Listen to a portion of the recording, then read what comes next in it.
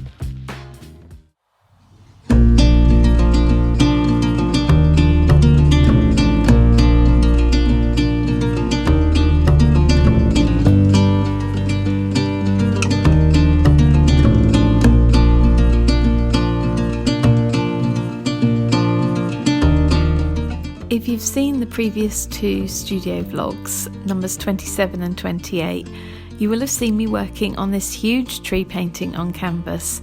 Well, I'm pleased to say that it's now finished, and I'm going to show you the finished version in just a moment. But if we go all the way back to the middle of May, I was still working on it, and I filmed some of this additional footage just so you could see a little bit more of the process.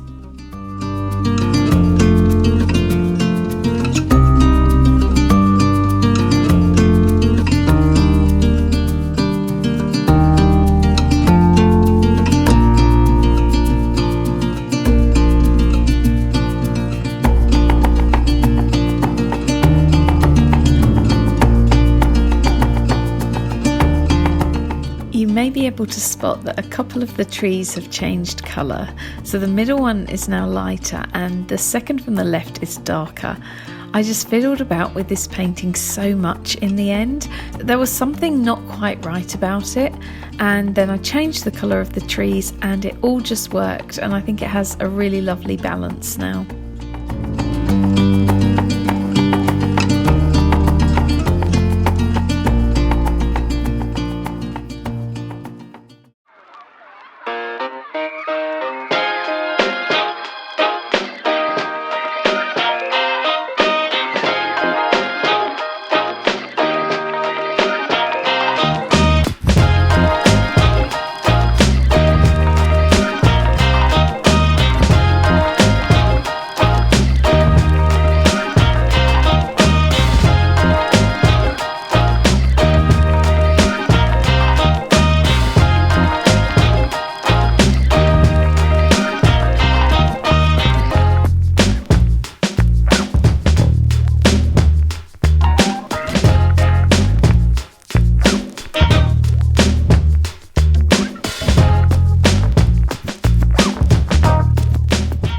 I've been thinking about doing a Q&A style video for a while, and then the other week I watched an assumptions video on somebody else's channel and I found it really fascinating.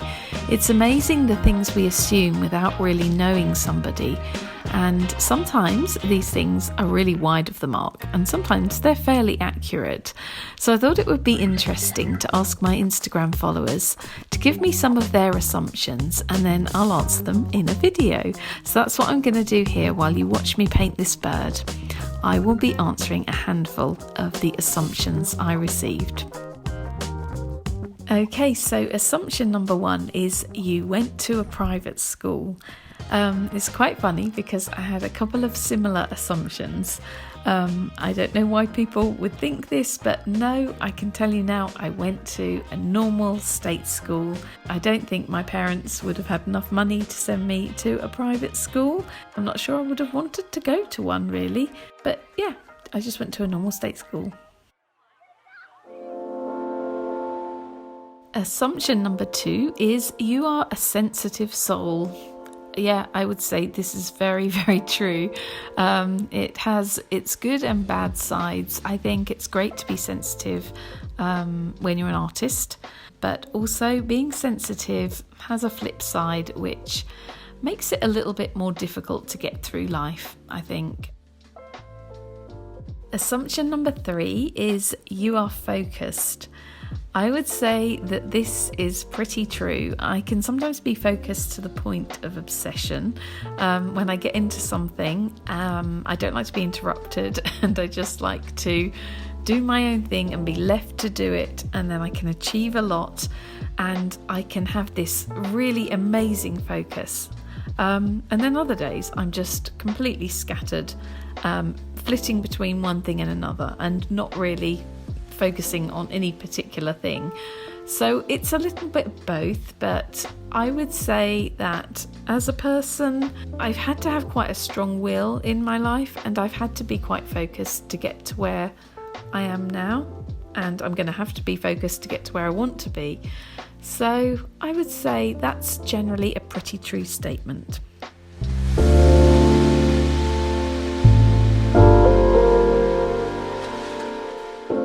Assumption number 4 is you must be rich because you live in a very big house.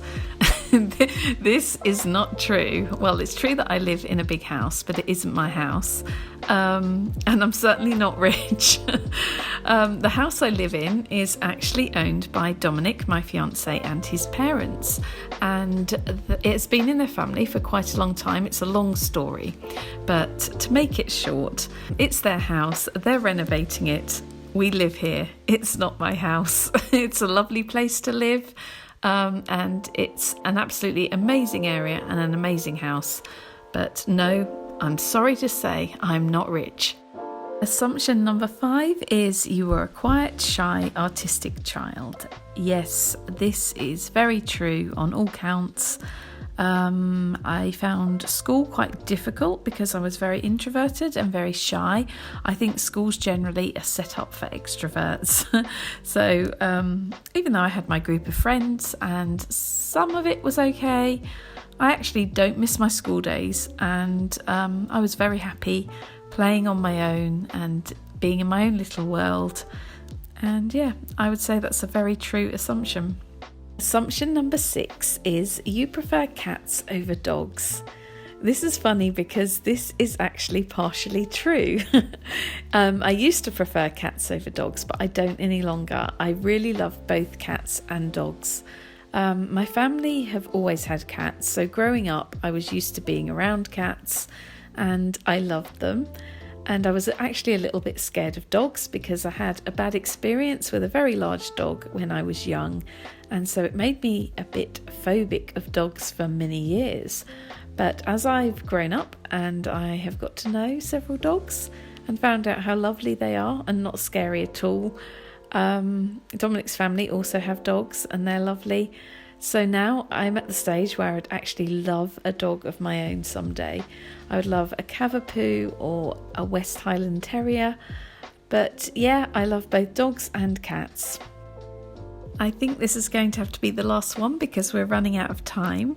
So assumption number 7 is I'm assuming your Myers-Briggs personality type is INFJ.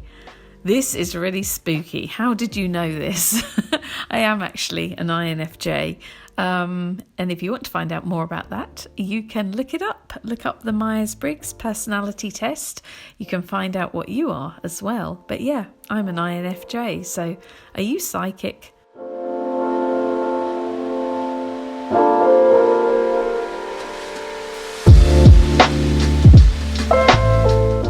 I'd like to thank you all for watching, and I hope you enjoyed the video.